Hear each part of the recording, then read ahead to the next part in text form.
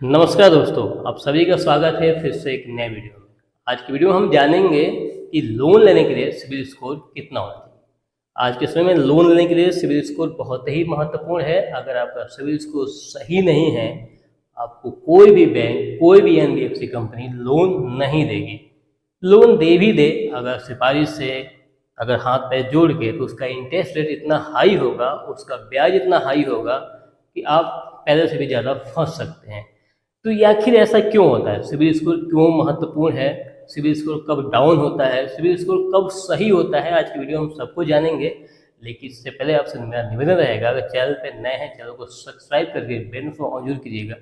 जब भी हम कोई वीडियो अपलोड करें उसका नोटिफिकेशन सबसे पहले आप तक पहुँचे, आप इस वीडियो को सबसे पहले देख सकें।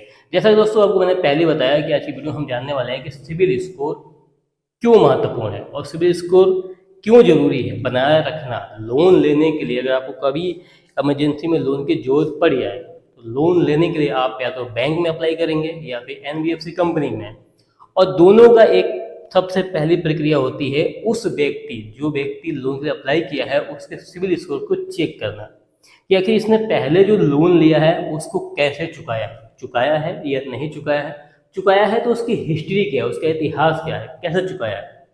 बहुत से लोग होते हैं कि कई प्रकार की अप्लीकेशनें आ रही हैं, उसको 10,000, 5,000, 20,000, 2,000, 3,000 का लोन लेते हैं, उसको नहीं चुकाते, ये सोच के कि बैंक वाले, एनबीएफसी कंपनी वाले घर पर थोड़ी आएंगे लेने के लिए। अगर 2-3 हज़ार आप घर पे लेने नहीं आते हैं तो आपके सिबिल को इतना ख़राब कर देंगे कि आने वाले समय में कभी भी आपको कहीं से लोन नहीं मिलेगा। अब यहाँ पे जैसे आप मान लीजिए विजय माल्या और अपने अंबानी जी किसी भी बैंक में चले जाएं, कोई भी बैंक उनको लोन देने से मना नहीं करता, लेकिन विजय माल्या अपने इंडिया के किसी भी बैंक में अप्लाई करें तो अपने इंडिया की कोई बैंक उनको लोन नहीं दे सकती है। क्यों? रीजन उसका ये है कि विजय माल्या जी पहले से ही रुपए लेके फरार हुए पड़े हैं। अब फरार इंसान को लोन कौन देता है? कोई नहीं देता है। लेकिन जो व्यक्ति अपने इंडिया में रह के बिजनेस कर रहे हैं, टाइम टू टाइम अपने लोन को चुका रहे हैं, उनको कभी भी बैंक लोन देने से नहीं घबराता है। ये महत्व है सिबिल स्कोर का। जैसे मान लीजिए कि अब इसमें एक चीज़ आता है कि सिबिल स्कोर कितना होना चाहिए। हमेशा ध्यान दीजिएगा, सिबिल स्कोर जो होता है 300 से लेके 900 के बीच बीच में होता है। लेकिन क्या 300 वाले को लोन मिलेगा या नहीं? 300 वाले को लोन नहीं मिलता है। लोन लेने के लिए 750 के ऊपर आपका सिबिल होना चाहिए। 750 के ऊपर अगर सिबिल है तो उसमें लोन मिलने में आसानी होती है और ब्याज जो है, इंटरेस्ट रेट जो है वो कम आता है। लेकिन अगर आप कहीं से लोन लिए हुए हैं, टाइम से अगर जमा नहीं कर रहे हैं तो पहले तो बात बैंक आपको लोन नहीं देगा। अगर देने के लिए तैयार भी हो भी जाए, देने के लिए अगर तैयार हो भी जाता है बैंक या एनबीएफसी कंपनी, तो उसका ब्याज रेट हमेशा हाई होगा। दूसरी बात अब यहाँ पे आता है कि भाई मान लीजिए कि सिबिल स्कोर जो है 300 से 900 के बीच बीच में होता है, ठीक है, यानी 750 है। 750 अगर सिबिल है तो बैंक हमेशा सोचेगा कि भाई कस्टमर सही है। मतलब कहाँ से सिबिल निकला गया? सिबिल जब आपका चेक किया गया, और क्या सिबिल जब चेक किया गया, जब आपका पुरानी जो बैंक से जो लेन देन है, जब उसकी हिस्ट्री पूरी चेक की गई तो वहाँ लगता है पता कि व्यक्ति का जो सिबिल है 750 है, लेकिन इन्होंने जो पुराना लोन लिया है उसको कैसे चुकाया है, उस चुकाने के हिसाब से ही आपका सिबिल निर्धारित होता है, उसके हिसाब से सिबिल आपका चेक किया जाता है, ठीक है। अब आगे आता है कि 750 सिबिल नहीं है, अब हमारा सिबिल जो है कि 715 है, या फिर हमारा सिबिल जो है कि 690 है, तो क्या लोन मिलेगा? तो ये खतरे का निशानी है, ठीक है। इस पर लोन मिलना मुश्किल है।